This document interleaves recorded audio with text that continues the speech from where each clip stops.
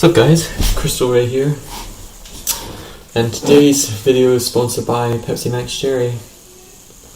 Is it? Delicious.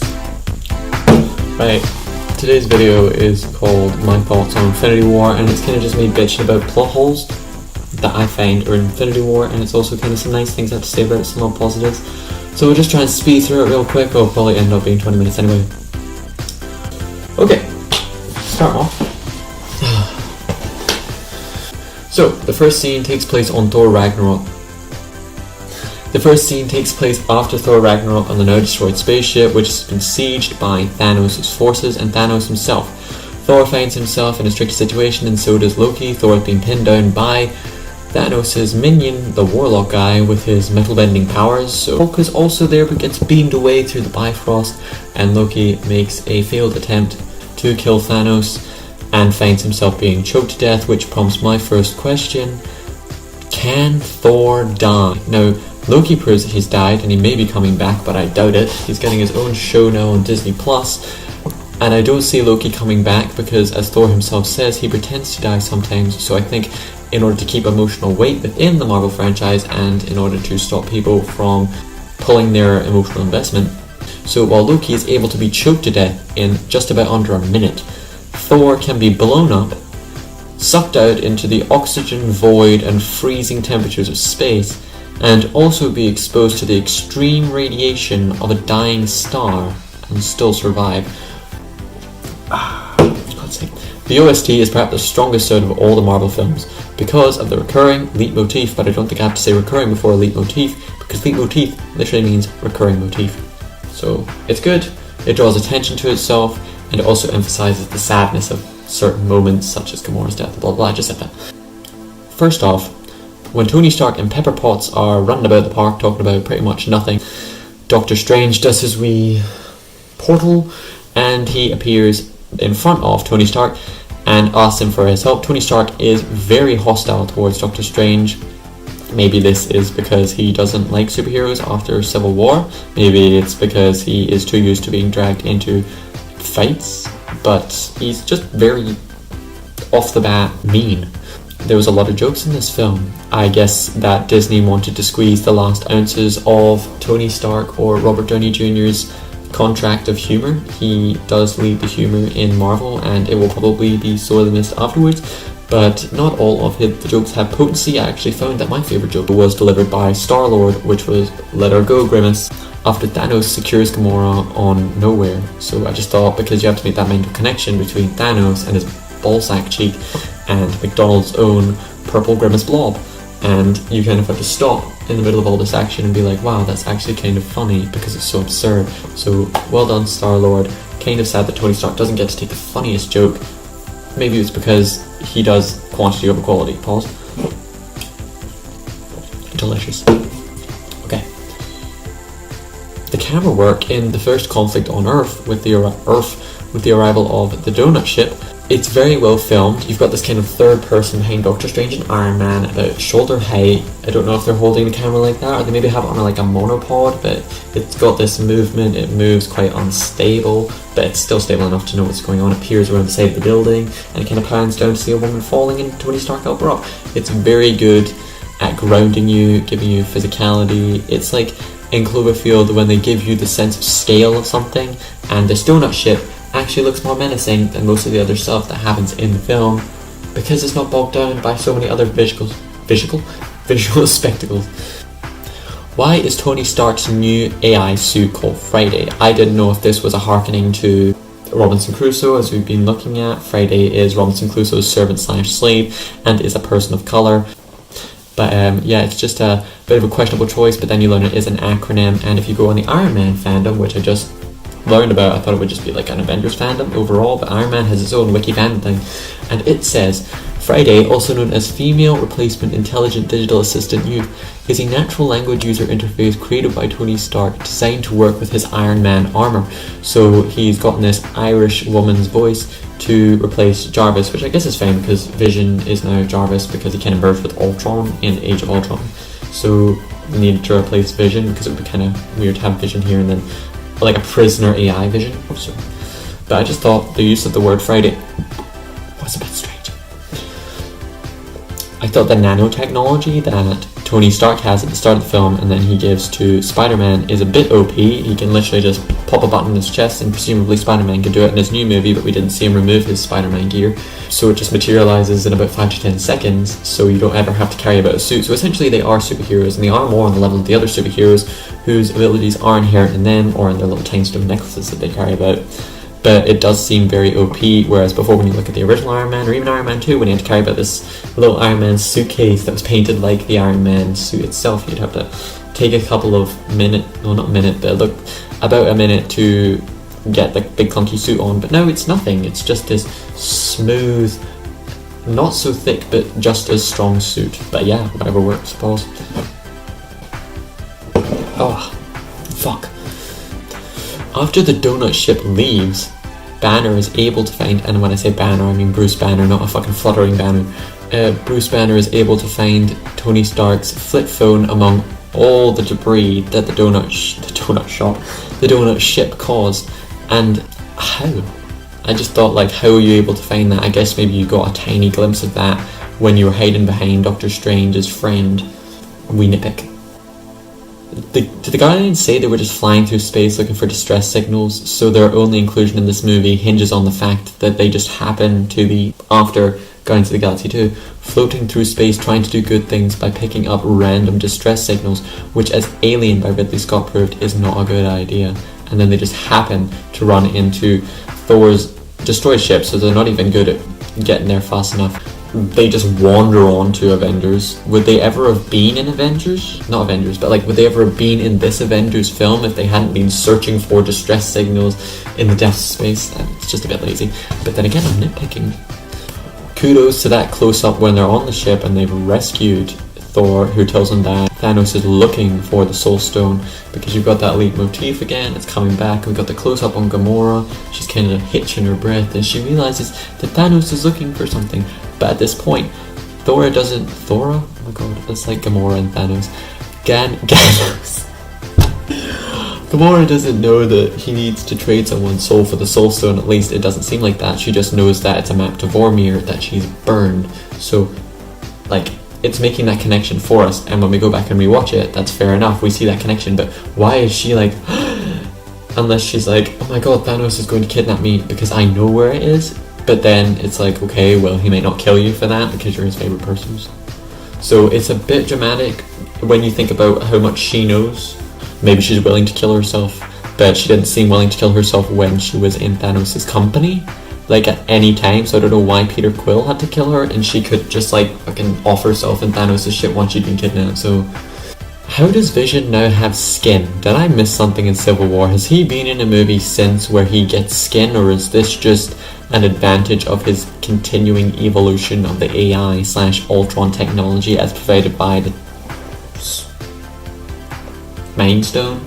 Like, why does the Mind Stone give him skin? Can he just put the skin on? It seemed as if he could just put it on and then take it off, because he had it at the start at Edinburgh Waverley, and you'd think, like, if they were going to keep it like that, because maybe Paul Bettany expressed that he doesn't like the skin, just as Jennifer Lawrence doesn't like all the paint.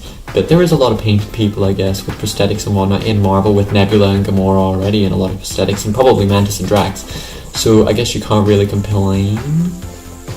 But why would you start with the skin and then remove the skin? I know he's being stabbed through the chest, but why would you start with it, not continue with it just because he's been maimed? Pause. Because it makes it easier on the company if they have one less person to have to put into prosthetics. But then if it's just Paul Bettany, that it's not so much Vision. Where did Scarlet Witch's accent go? Was that snapped out of existence? At the start, she does sound kind of Eastern European when she's in the hotel or the apartment in Edinburgh with Vision, but she seems to lose that very quickly. She just becomes American again. No, I don't mean to hate on Ashley Olsen, but Ashley Olsen. Elizabeth Olsen, I think that's right.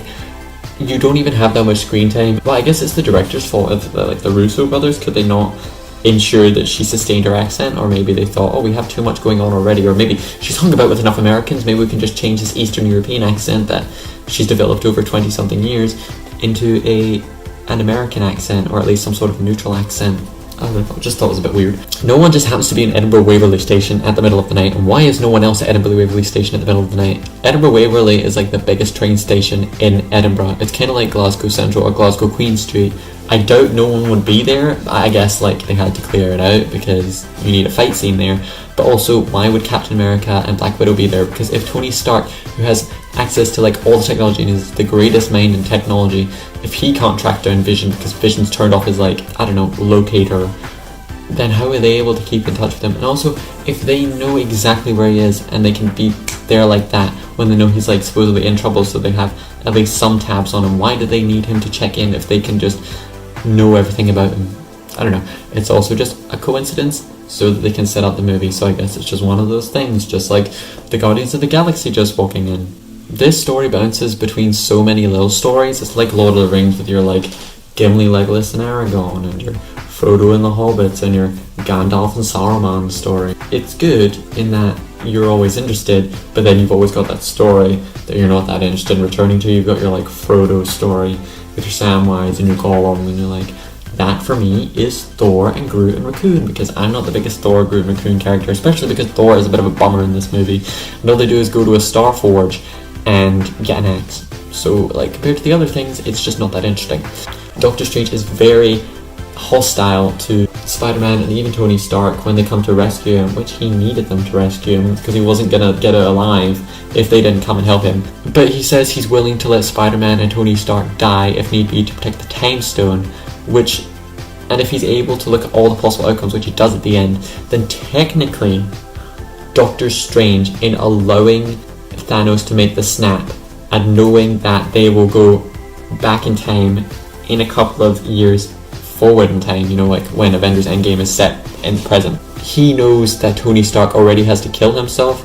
So in saying that, I guess he doesn't care what happens to Tony Stark because he's already decided this is the only outcome, and it's the outcome in which you will die, Tony Stark. So he kind of kept his word because he doesn't care what happens. Pause. Why did Thanos allow Drax and Mantis to like reform from their silly string and their cubes that he'd used the Reality Stone to make them into in nowhere once he'd vanished? Like, if you know you've got enemies who are going to come after you, even if you underestimate their power and think they aren't that much of an obstacle, you should still, once you have kind of disintegrated them into these useless parts, why would you allow them to reform? It's like taking apart someone's nuclear weapon and then putting it back together because you're like, oh, but you won't use it. Like, I thought Thanos' ship design was cool. It kind of reminded me of a giant flying Monado from Xenoblade Chronicles. So, I mean, maybe a bit of copyright there, but there's only so many ship designs you can do. So it was like a little long bit and then a big circle bit and then a long bit again. So, pretty cool. Oh, we also learned that Gamora took part in genocide because Thanos is talking about it. He's like, your hands are not clean, girl. True, you helped me kill thousands in that conquest, because obviously before he had the Infinity Stones, and maybe before he learned about the power of the Infinity Stones, he was going to each planet and killing half of the population manually, but he thought that maybe took too long, and also Gamora took part in it, so her character is nuanced. Maybe we'll find out more about this in Guardians of the Galaxy 3, but this is like a new Gamora, and I don't know if she will join the Guardians of the Galaxy. I guess she kind of does at the end, but what's the relationship with Peter Quill after that? Well, we got a Guardians of the Galaxy 3, I think we are already with James Gunn. That was a bit of director problems there, but I want to know more about Gamora's genocide because that will definitely make her more of a grey character. But I guess you could also argue that she was compelled to do it because she was taken as a young girl, trained as a fighter, and subjected to the abuse of her father and the threat of being replaced by cyborg parts if she didn't do as he commanded to.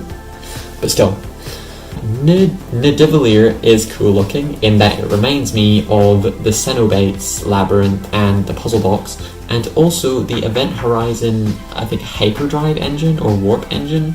So it's like this dark metal ball within rings. I guess you can't really say all dark metal balls within rings are indicative of Event Horizon, but like if that's the kind of stuff that's in store for us in Multiverse of Madness and in further Cosmic Avengers stuff, then I am for it, because imagine like the Cenobites fighting the Avengers. Imagine the Avengers going to the Labyrinth in Clive Barker's The Hellbound Heart. This movie is very sweeping, and when we say very sweeping, it has 5 separate locations, all in different parts of space. You've got Earth, Titan, which is a planet that Thanos is from, and brings them to, well, no, they bring him to at the end, Nowhere, which is that giant Cloverfield looking space beast, where they get the Reality Stone, and we miss, I don't know why they would like totally gloss over him getting another stone, but whatever. Well, they didn't totally gloss over it, but like they only showed the consequences of him getting that stone, not in how he got it. But I guess there wasn't much of a resistance there because it was just a collector dude. Nidavellir, the Starforge, that's another bit in space, and Vormir, where they get the Soul Stone. So there's 5 separate places in space, very sweeping. So I guess it's already very filled, and you don't necessarily need to see how he gets the Reality Stone if none of the Avengers are involved there. Vormir looked very much like Star Wars and Lord of the Rings, and I thought that was pretty cool. I thought it was a bit bullshit when Doctor Strange told Tony Stark, after he'd allowed Thanos to get the Time Stone, that there was only 1 out of 14.605 million possibilities or outcomes that they would win. Like, so we most of us have seen Endgame, right? And they do make quite a few mistakes, especially in that time heist of trying to stop Thanos from ever being able to get the stones. And I'm sure even in the final fight against Thanos, when he comes back through, I don't know, like alternate timelines or universes or shit. So if they made so many mistakes in there, are you telling me that every single mistake that they make in Endgame had to happen exactly as it did, even though it was a mistake, in order to reach this one predetermined outcome that Doctor Strange has foreseen? Would there not be other outcomes then? Would it not be like 4 or 5, because they made like 4 or 5 mistakes in that film, where, so it's not just like 1 out of 14.605, it's like 4, because 1 is, I guess it's more dramatic when you say 1 in 14 million. Also, since when is Black Panther on good terms with Captain America and the Winter Soldier? Because after Civil War, I thought no one was on very good terms from the Sokovia Accord agreeing party and the one that fought them. So why is Bucky living on the outskirts of Wakanda? Did I miss something? Is there a movie I've not watched? The only movie I haven't watched is Thor 2: The Dark World, as I've already said, so I don't know. Did they gloss over that? I guess they didn't have a lot of time, because every character needs their own little bit of screen time, and we can't have people explaining what happened, even though Bucky hardly gets any screen time in this movie. Everyone kind of just, you see them, but no one really says much. It's like, Stone must get Thanos bad, defend Earth, stop thing. They're all just mouthpieces for telling us how bad Thanos is, and that we need to get the stones and stop him from killing Vision and whatnot. Sorry guys, had to take a wee break there. I've just had homemade soup. So yeah, we were on to Guardians of the Galaxy essentially carrying the emotionality in this film, and what I mean by that is, while although Thor does have emotionality in that Loki dies at the start of the film, and he's a bit of a bummer throughout it, so most of that could also be attributed to the destruction of Asgard in Thor Ragnarok, a movie previously. And then apart from that, Scarlet Witch losing Vision and her fear for Vision coming at the end, and then Tony Stark losing Spider-Man, because that's probably like the most important loss out of all the dusting away things, because it focuses on that more than any of the other ones. So like apart from those which come at the end and at the very beginning of the film, most of the emotionality in the film comes from Guardians of the Galaxy, and I've made a wee note. So when Peter Quill promises to kill Gamora, obviously he loves Gamora, that is a big decision to make and a big promise to make, to have to kill the person you love. So there's a piece of emotionality. He has the conviction to pull the trigger once Gamora has been kidnapped or is in the clutches of Thanos in Nowhere. So that's another piece of emotionality. Gamora and Nebula's troubled relationship as sisters is explored in Thanos' ship, when Gamora ultimately gives up the map with the Soul Stone because she sees her sister being tortured, and she realizes that she is to blame, at least because her sister is always trying to prove herself better than Gamora, because Gamora would never let her win, and she's always being replaced by cyborg bits and whatnot. So she feels at least partially to blame for Nebula's condition, and that for some reason Nebula is worth the possible destruction of the universe. That's another bit of emotion. Thanos' only emotion is linked to Gamora, so because he has to kill her for the Soul Stone, and killing her for the Soul Stone is another piece of emotion. And then Quill finds out she's dead and loses at the end of the film, costing them the gauntlet and costing them the ability to win against Thanos. And finally Nebula finds out that Gamora has died, or at least puts 2 and 2 together when she realizes, or she says out loud, that Thanos and Gamora went to Vormir, and Thanos came back with the Soul Stone, but Gamora didn't. Also, when they're on Vormir, why does Gamora allow Thanos to throw her over the edge? Like, I know she puts up a bit of resistance after she realizes that, oh, I have to die because supposedly Thanos believes that I'm the only one he's ever loved, so I take it Thanos doesn't have a wife, or if he did, like, it didn't mean much to him. So she does that thing where she's all, oh no, haha, the universe has finally told you no, you were never capable of loving anyone, and so she sees that his face is obviously become a lot more stoic and kind of brought down, and maybe she hasn't seen that emotion on his face, maybe that's a normal emotion, but you'd think for someone so cold, and for someone who likes death and fighting, well, maybe doesn't like death and fighting, but for someone who has a lack of emotionality and connection like Thanos, for her to read that on his face, like, you see her come to that realization, but she has umpteen opportunities to be like, I'm escaping from you, but I guess wherever she escaped to, but she could also have killed herself, and she does try to kill herself before Thanos can sacrifice her, but she just kind of dilly-dallies a bit, and that's another wee plot hole, but I guess the movie has to keep going forward, and we keep saying that. Also, I don't really understand the Soul Stone, because this is the quote for it: to ensure that whoever possesses it understands its power, the stone demands a sacrifice. And then the Red Skull says, in order to take the stone, you must lose that which you love, a soul for a soul. Like, how is that a good transaction? Because obviously the person who keeps it, like, retains their soul. So the person who dies' soul passes on, or was maybe kept in Vormir as, like, a piece of the transaction. So it's what Vormir keeps in turn forgiving Thanos the Soul Stone. But then I guess you could say, oh, but Thanos and the person, whoever has to throw or give up someone they love, then they have to give up a piece of what would make their soul whole.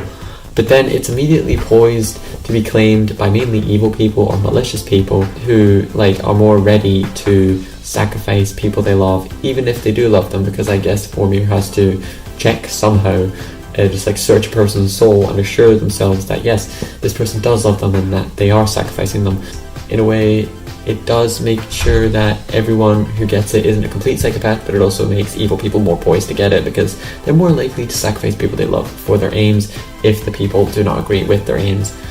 Okoye, or the bald woman who is a part of the guard of Wakanda, I think it is, she carries a spear and she's always around Black Panther. I think that was how you say it, Okoye. She just happens to have a wristwatch that tells her about anything that enters the atmosphere. I don't know if this is particularly the atmosphere above Wakanda, but I just thought that was a very specific thing to have. It was very Spy Kids. Imagine having a wristwatch instead of just an aerospace agency to alert you that something has entered the Earth's atmosphere. I mean, like, what doesn't constitute reason to tell you what, like a tiny meteorite or like a NASA space shuttle or whatever? Like, I just thought that was strange. It also, does Wakanda not have any aerospace defense? Does it not have an air force of any description in order to shoot down the incoming aircraft? Maybe not. There is pretty much zero character development from Thanos' minions, so like, I think the two main ones are the Warlock, who is killed, and the Horned Woman, who has a savage death and is like kicked up into a big spinning wheel. But apart from that, the other two, the hulking one, the kind of skulky, hooded, thief-looking, spear-carrying one, there's not a lot of character development, and then there's not a lot of character development for most of the Avengers in this, so I guess they weren't going to give it to Thanos' minions. But still, it's always better, I think, to colour your, not colour as in like make them a person of colour, but colour their characterization, make them a bit deeper, maybe a bit grey, not so black and white, not just the servants of Thanos.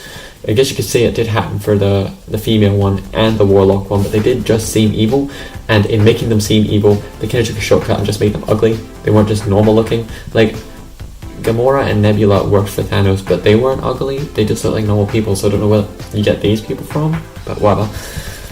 Also, when they open the shield in Wakanda, because they're scared that the little goblin things are going to run around and intercept them from behind when they aren't there, they opened a bit of shield, which is fine, I guess, but then they run down to meet them there when they could have, like, why would you break your rank? You were all sitting, you had high ground, and there was a stream in front of you, so already that's pretty defensive. If you wanted, like, to complete it, you could have gone a semicircle around the very, very thin opening and stopped them from coming in that way. Now, I know that thing does bury underground and come up over the dome, which kind of defies most dome logic, because a lot of domes like go deep into the ground, like under the dome, to stop that from happening. Why would you? I guess there has to be some sort of spectacle, and maybe they were like, oh, they have to charge because it would look cool. It's not cool if you just let the enemy come to you. So I guess Captain America, Black Panther and whatnot need to charge to make it look cool, but I just thought it was a bad idea and not very defensive. Thanos is literally crushed by a giant piece of space debris on Titan and sustains no damage at all.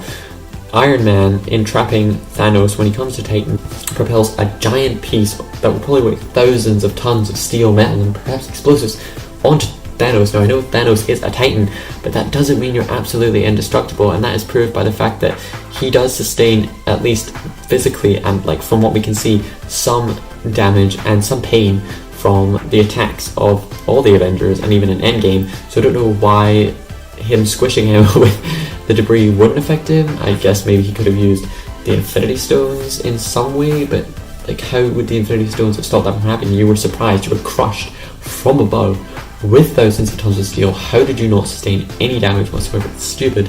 Whatever. This thing really annoyed me when I was rewatching it. That Strange, I think we'd already seen that Strange had cut off that hulking minion's arm, so it was like a Hulk-sized minion, which we saw when the donut ship originally crashed into, well, it didn't crash in New York, but it was hovering above New York. And I think he cuts off its hand, and I was thinking, why are you not doing that with Thanos? You have umpteen opportunities to do that, and that means that it's not just 1 out of 14.605 million outcomes that would have saved everyone and stopped Thanos from completing the Infinity Snap. You could have cut off 1 or 2 of his arms, or like broken the gauntlet by snapping it in half, because you've already proved that you can open portals and close them, and basically use him as a guillotine. So you could have cut off his arms, his head, his legs, stopped him from ever being able to use the Infinity Gauntlet unless he made himself like another Infinity Gauntlet out of that would like cover his whole hand, like Bucky. So I thought that annoyed me, but I guess we wouldn't have had an end game if he did just take the easy route, and then it becomes like, oh yeah, I guess we have to dumb down. It's because this is a solution. It would have stopped Endgame from happening if Thanos doesn't have a head, if Thanos doesn't have an arm to put into the Infinity Gauntlet. He's not going to be able to snap his fingers, and if Doctor Strange had thought of it, then there wouldn't have been an Endgame. But I guess it's the same as with Captain Marvel, that the cosmic Avengers, with the powers they have, make the villains, even just because they are like the Titan Thanos, it makes them weak looking, and we can't have that. So in turn, they have to do dumb things, or things that are nonsensical. And I just thought it was funny, as I was talking about Captain Marvel the other day or last week, that her inclusion in Endgame would have meant that Thanos seemed a bit weak. Same kind of as Doctor Strange if he was operating at full capacity mentally and literally. And the pager scene at the end with Kobe Smulders and Samuel Jackson as Nick Fury and Robin Scherbatsky, I was like, oh no, it's critical we call Captain Marvel when Thanos is already like a universal threatening like person. Also, Samuel Jackson is part of S.H.I.E.L.D. and S.H.I.E.L.D. probably would have the same kind of technology as Wakanda almost, in being able to know when something is A, entering the Earth's atmosphere, or B, landed almost in New York, a donut spaceship. So Nick Fury would have known about this, and he wouldn't have just been driving around in a car. So he would have had time to alert Captain Marvel to this. I don't know if he maybe thought, oh no, the Avengers couldn't deal with this, and only until people started turning into dust could he contact Captain Marvel. But I definitely think it does seem like a situation for Captain Marvel. Maybe he just wasn't aware of the threat of Thanos, but he knew about the Tesseract and probably the Infinity Stones. So, like, I don't know why he's playing dumb, or why they made him play dumb, but I guess it just means that he can call Captain Marvel, and I don't know why Captain Marvel isn't in this. But that's my thoughts on Infinity War. I know they're kind of nitpicky, but that was just my nitpicks, and it is a good movie. It is one of my favourite Marvel movies, if not my most favourite Marvel movies. I didn't enjoy it as much the second time watching it, but it is still a very good film, especially trying to bring in all the Avengers, and I think in that regard we can forgive it because it sets up Endgame, which is a pretty good way to round out the final phase of the first phase, I guess, Marvel. Thank you.